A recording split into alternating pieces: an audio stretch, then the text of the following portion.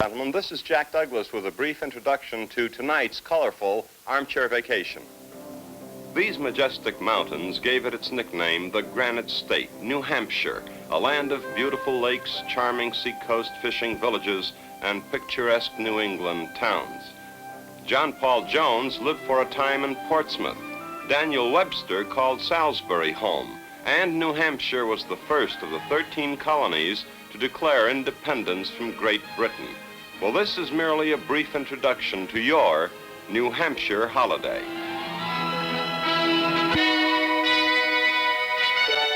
These dramatic words, "Live free or die," were written by one of New Hampshire's Revolutionary War heroes, John Stark. Later, they were adopted as the state's motto. New Hampshire's Atlantic coastline is only 18 miles long, but in that 18 miles, you'll find broad, sandy beaches and rock formations reminiscent of Maine. Portsmouth is a city with an illustrious past. This flag flying the 13 stars is in Prescott Park. The flagpole was first erected on this spot on July 4, 1824. And on that day, the flag of the original 13 colonies was unfurled once again. The ceremony commemorated the first, never-to-be-forgotten July 4th, 1776.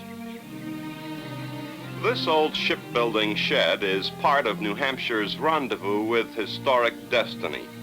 Back in 1777, a dashing young naval captain lived here as a boarder. His name, John Paul Jones.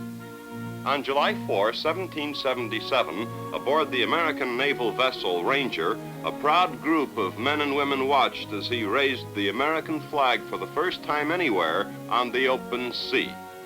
On February 14, 1778, in Quiberon Bay on the French coast, the Stars and Stripes were given their first recognition by a foreign power, the government of France.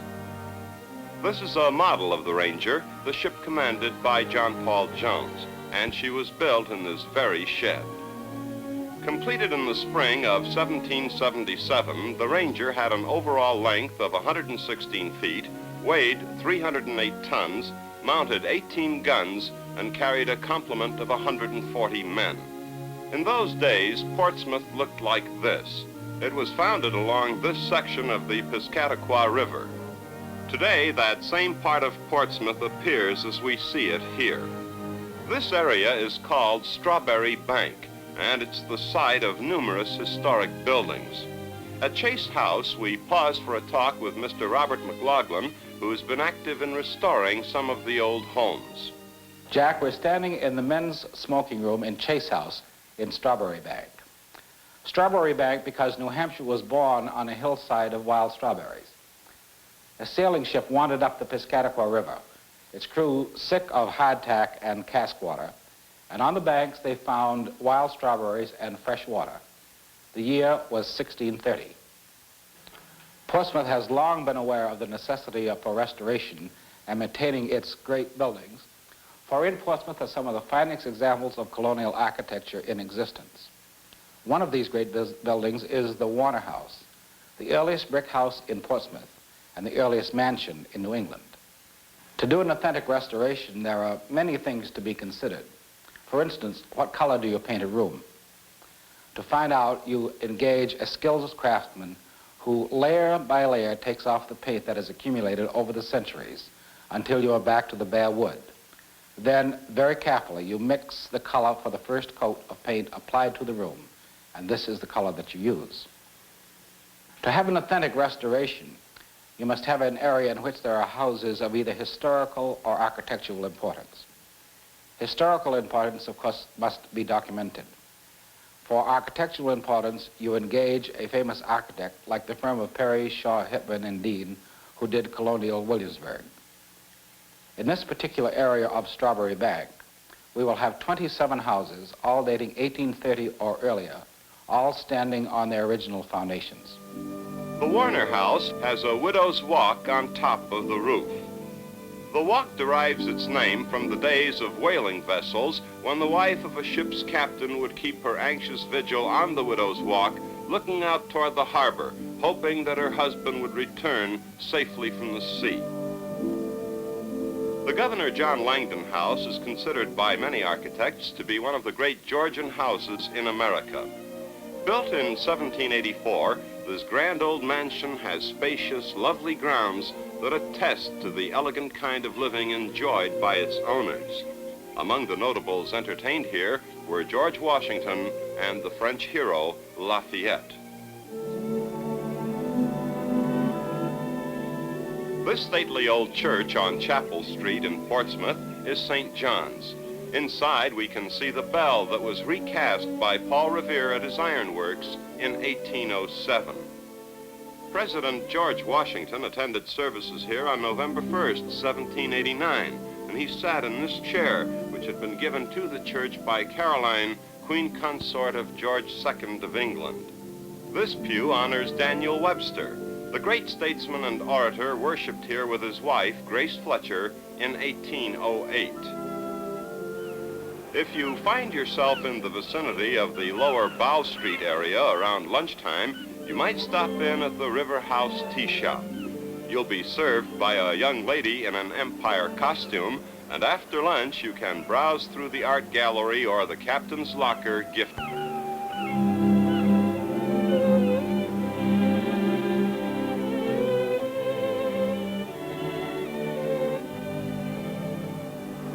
The man and woman in this rowboat are quite at home in the harbor of Portsmouth. They are Margaret and Paul Stickles, and they work the better part of each year fishing for lobster in the coastal waters outside the harbor. We accepted their invitation to visit their home and learn more about the elusive shellfish that is the most important source of income for New Hampshire's saltwater fishermen. While Mrs. Stickles unloaded the day's catch, she described lobster fishing as a commercial enterprise. Mrs. Stickles, I was watching you and your husband coming in with your lobster catch this morning, and I was intrigued, and I've often wondered how a lobster's caught. Well, as you can see, there are two side heads here and a chamber. Now, the lobster crawls in through here. He can come in either side. The bait is on the hook. He will take the bait from here, crawl in through here, and usually land down here to eat it. And he will stay there for a while, and sometimes they will crawl out. Do you lose many lobsters that way? Well, you could if you didn't haul your traps too often, but most of the men go out in the morning, usually around 5 or 6, and probably get in around noontime. They haul their traps every day. If the weather is bad, they may go out every 2 days. And, of course, stormy weather, they don't go out at all because the lobsters don't like thunder and lightning, and it scares them. Are they that sensitive? Yes, they will run right into around the rocks, and they'll stay in there maybe for 2 or 3 days. That's very interesting. Yes, they evidently are very timid things. They just don't like the noise. Well, they don't look timid. They look rather ferocious. Oh, they would be if you got your finger in there. They wouldn't let go if you ever got your finger caught. That's why most of the fishermen, as soon as they catch them, they will peg them before they put them into their dummies. When you peg them, that means... They put the peg in the claw so that he can't open his big claw to get at you. What are these floats? Well, we call them toggles, and they keep the lines from being entangled on the rocks. And this is interesting. What do you call this? Well, this is a buoy. These are what the fishermen put on their traps. It marks their traps, and each fisherman has his own colors. These are my husband's colors, and the name is usually put on it right here. If they're washed ashore, most of the fishermen will just leave them there or notify the fishermen that they have seen a buoy laying there, and that perhaps it's his, so he goes down and looks at it. And if it's his, he takes it. If not, he leaves it there. It is against the law to touch another fisherman's trap. You're just not supposed to touch them at all, other than the fact that you notify them that their trap is laying on the shore somewhere. So the yellow and black, then, is your colors for your... Yes, yes. This marks where my husband's traps are, you see. When he sees this here, why, he knows his traps are right there. The men standing in line by that large tent have just one thing in mind. They're here for an old-fashioned New England lobster bake, and what a feast it is. This lobster, believe it or not, weighs 23 pounds, enough tender white meat to feed even the hungriest vacationing family. The lobsters are steam cooked in a giant oven for 4 hours, and then away they go to the hungry diners.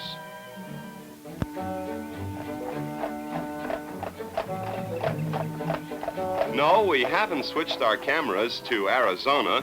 We're in Concord, New Hampshire for a talk with Mr. Richard Morton, whose hobby is collecting stagecoaches. This was a very familiar scene around this area about 100 years ago. These stagecoaches connected all the principal cities, towns, and villages in the state. One of the very popular runs was a run from the Shaker village at Canterbury to the Shaker colony at Enfield. These were both very thriving communities at that time, and there was a great deal of travel between the two of them. A stagecoach made a run of roughly 35 to 40 miles in a day, always stopping for a noonday meal and usually a change of horses. I've read that Daniel Webster used to come from Boston up to his home in Bosquine here, a distance of about 80 miles, and it took 2 long days of stagecoach travel. Usually these stagecoaches travel along the valleys, alongside of the rivers, and covered some of the most scenic areas in the state. These coaches were built here in Concord by the Abbott Downing Firm, who started business in 1837. They gained a wide world reputation for the manufacture of these coaches because of their sturdiness and their ability to take severe punishment. Probably the best customer that the Abbott Downing Firm had was the Wells Fargo people of the West. There is a picture in the Historical Society showing 37 of these coaches leaving Concord together with 2 boxcars heading for the Wells Fargo Company in North Dakota. Didn't the stagecoaches play an important part in the development of the West? Oh, yes. Oh, yes. The Concord coach played a tremendous part in the development of the West. In 1857, President Buchanan authorized John Butterfield to set up the Butterfield stage line, running from St. Louis, Missouri to San Francisco. This was a tremendous task. The man who collects stagecoaches, a man you'll remember on your New Hampshire holiday. Driving northwest of Portsmouth on U.S. Highway 4, we arrive in about an hour at a little cabin standing beneath the shade of a majestic elm tree. And in this rustic house, Daniel Webster was born on January 18, 1782. This lovely old tree was planted by Daniel's father, Ebenezer, in 1765, more than 200 years ago.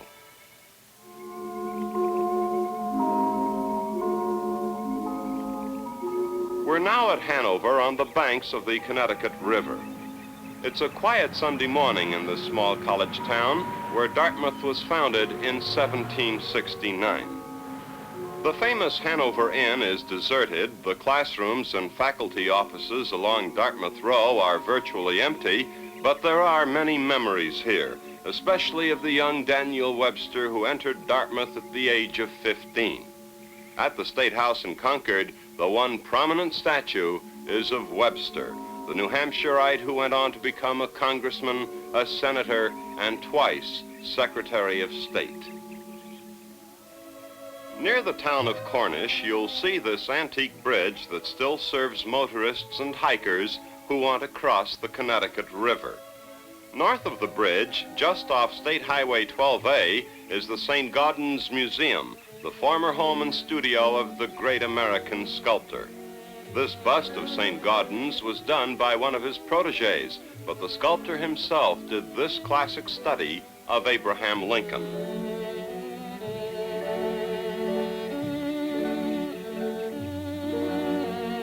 And this is a smaller version of an heroic statue of Lincoln by St. Gaudens that was unveiled in Lincoln Park in Chicago in 1887. More by St. Gaudens, his longtime friend, Robert Louis Stevenson, And this bust of General William Sherman, made from life, required 18 sittings. What price? Glory.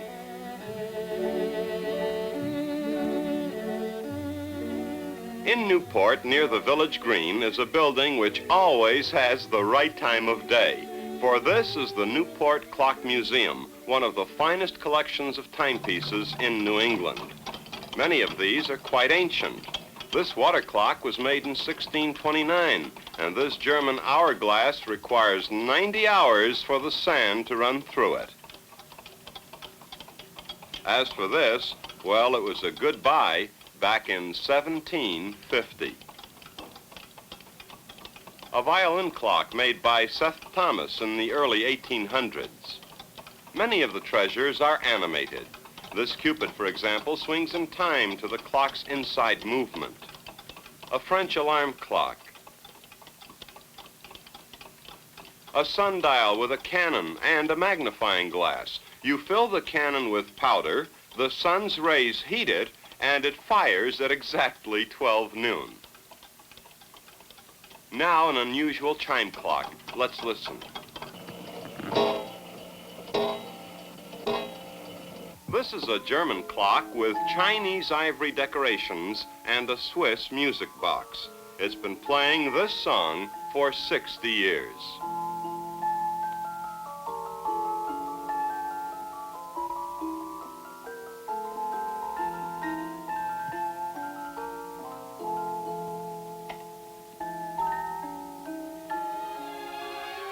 Weir's Beach is one of the most popular resort centers on the shores of Lake Winnipesaukee, New Hampshire's largest lake. Lying in the foothills of the White Mountains, it was called the Smile of the Great Spirit by the Indians who once camped on its sandy beaches. With 283 miles of shoreline and 365 islands, this sparkling lake beckons visitors from all over the United States.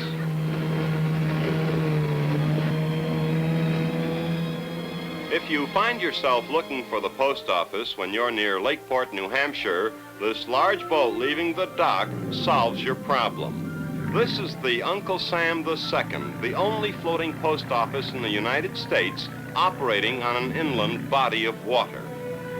A mail truck delivers the mail to the boat, and the letters and packages are sorted on board while she's underway. A converted Navy PT boat, the Uncle Sam II carries everything from baby food to bathtubs to the people who live on the lake's islands. She also carries vacationers, and you can take the 4-hour trip for $1.75, children 75 cents.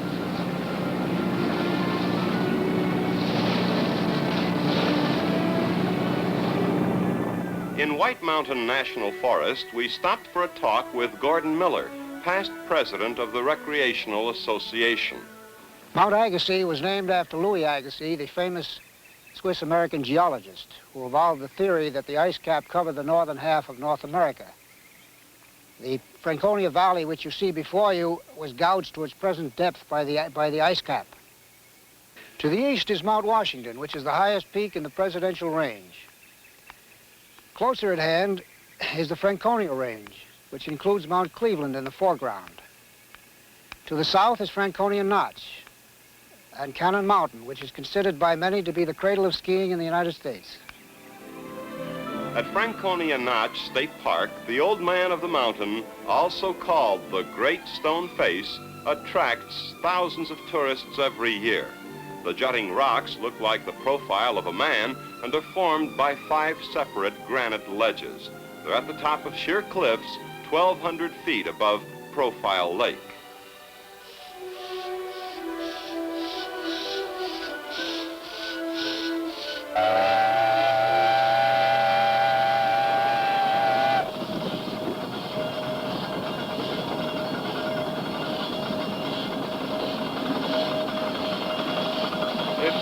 To go back to the days of steam railroads, then come along to the base station of the Mount Washington Cog Railway. On display is old Pepper Sass, the world's first cog railway engine. It was used to build the track that climbs Mount Washington for a distance of 3.5 miles. Dating back to 1869, the railway has been in continuous operation ever since, except for 1 year during the First War and 3 years during World War II. The cars seat around 50 passengers, and this is the view you see going up this steep grade. Incidentally, 3 miles of the track are built on trestles. The average grade is 25%. The steepest is 37% on a section of track called Jacob's Ladder. The specially built steam locomotives have horizontal boilers that are lower in front, so that while the engines tackle the steep grade, the boilers will always be level.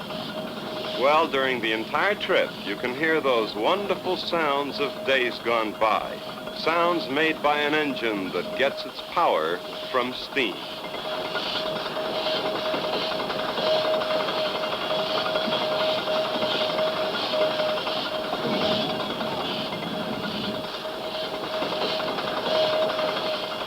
And here's a picture that makes the trip truly worthwhile. It looks like a train right out of a storybook.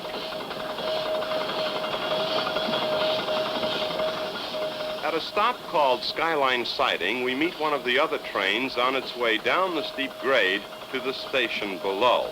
Then our engine huffs and puffs, heading for the top of Mount Washington, New England's highest peak. And before long, we've reached the summit. Up here, the air is brisk, and the view from this 6,200-foot mountain is breathtaking.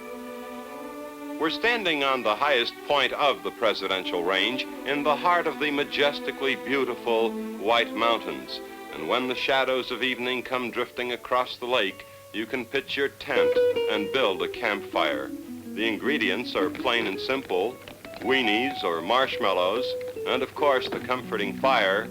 A simple recipe, yes, but the result is pure magic in the mountain country of the Granite State, New Hampshire. This lad at the telescope is Robert Merrill. From the summit of Mount Cranmore, this is his view of the Presidential Range. With his sister Colleen, Robert is exploring one of the Green Mountain meadows that is so typical of New Hampshire. For this is a land of great natural beauty, this state that was named for County Hampshire in Great Britain. There is the quiet of green forests, the lure of 1,300 lakes, and plenty of room to hike on the high plateaus. Just a few of the reasons for putting New Hampshire high on your list of recommended vacations in America. Next week, more faces and places somewhere in America. Until then, this is Jack Douglas saying thank you so much and good night, ladies and gentlemen, boys and girls.